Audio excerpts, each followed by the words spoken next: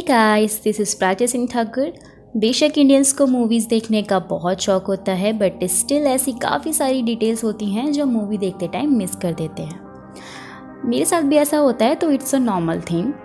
Actually कुछ दिन पहले ही मैं एवेंजर्स एंड गेम देख रही थी और ये मैं तीसरी बार देख रही थी और मैंने बहुत छोटी छोटी डिटेल्स को भी नोटिस किया। अब अभी आप सोचते होंगे कि ये तो ऑलरेडी बहुत सारे यूट्यूबर्स बता चुके हैं। आई नो मैं थोड़ा लेट हो गई हूँ क्योंकि मेरा नया चैनल है, बट स्टिल आई बिलीव कि कुछ डिटेल्स ऐसी भी हैं जो आपने नहीं सुनी होंगी। एंड गाइस, वीडियो स्टार्ट करने से पहले आपसे एक छोटी सी रिक्वेस्ट है, प्लीज़ मेरे चैनल को लाइक और सब्सक्राइब कर दीजिए ताकि मुझे मोटिवेशन मिले और वीडियोज़ आगे अपलोड करने के लिए।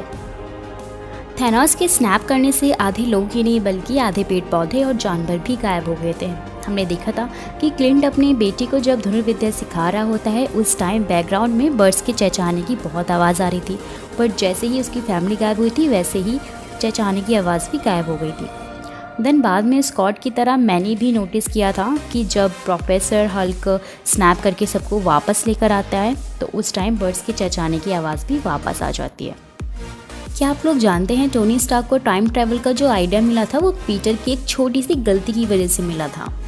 क्योंकि जब टोनी पीटर की फ़ोटो देख रहा था, उस फोटो में पीटर ने अपनी इंटर्नशिप सर्टिफिकेट को उल्टा पकड़ा हुआ था।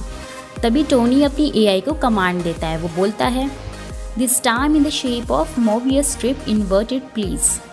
मतलब इस बार का डिज़ाइन मोबियस स्ट्रिप की शेप में रखना, लेकिन उल्टा, जो कि रियल में वर्क करता है। और इसे देख के टोनी शॉक हो जाता है। 2018 में थॉर की टेबल पे एक पेयर पड़ी होती है ना, मतलब उसकी डिप्रेशन की शुरुआत तभी से हो चुकी है और हमें इसका हिंट मिल जाता है कि 5 साल की जंप के बाद थॉर पूरी तरह से बेवड़ा होने वाला है। मूवी में कैप, नेट एंड रोरी पहली बार स्पेस में जाते हैं और कैप्टन अमेरिका का रिएक्शन हमें दिखाया जाता है उनकी आंखों की क्लोजअप शॉट का। एंड ये शॉट बिल्कुल सिमिलर होता है टोनी स्टार्क की आंखों की क्लोजअप शॉट से, जब पहली बार एवेंजर्स मूवी में वो स्पेस में गया था।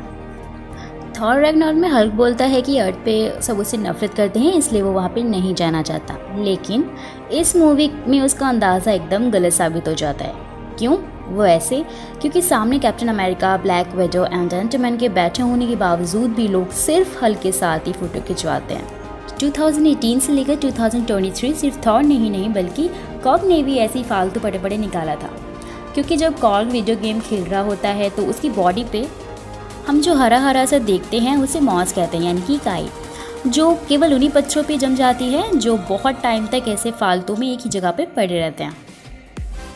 मूवी की शुरुआत में जब हमें मार्वल स्टूडियो का इंट्रो दिखाया जाता है, उसमें हमें केवल वही कैरेक्टर्स दिखते हैं जो कि इन्फिनिटी वॉर के एंडिंग में जिंदा बचे थे, एंड जो कैरेक्टर डस्ट बन गए थे उन्हें तो हटा ही दिया जाता है। बट इसमें फ़नी चीज़ ये थी कि उसमें एंटमैन को भी हटा दिया गया था, बट वो तो जिंदा था, बस क्वांटम रिंग में फंसे होने के कारण दुनिया के लिए मर चुका था। जब टोनी कैप्टन को शील्ड लौटाता है तो बैकग्राउंड में जो म्यूजिक प्ले हो रहा होता है वो captain America the first Avenger movie का थीम सॉन्ग है। थॉर रैग्नारोक में लोकी थोर से कहता है कि वो फ्यूचर नहीं देख सकता क्योंकि वो कोई विच नहीं है, और जब एंड गेम में थॉर फ्लिका से मिलता है तो फ्लिका समझ आती है कि थॉर फ्यूचर से ही आया है, यानी लोकी की कही हुई बात सही निकलती है कि विचेस फ्यूचर देख सकती हैं। ये वाली डिटेल तो एक नंबर की है। जिस बंदे ने आज तक टी शर्ट नहीं पहनी थी वो टोनी स्टार्क के फ्यूनरल में टी शर्ट पहन कर आया था, जो काफ़ी इम्प्रेसिव लगा। ड्रेक्स ने टोनी स्टार्क को डिसरिस्पेक्ट नहीं किया।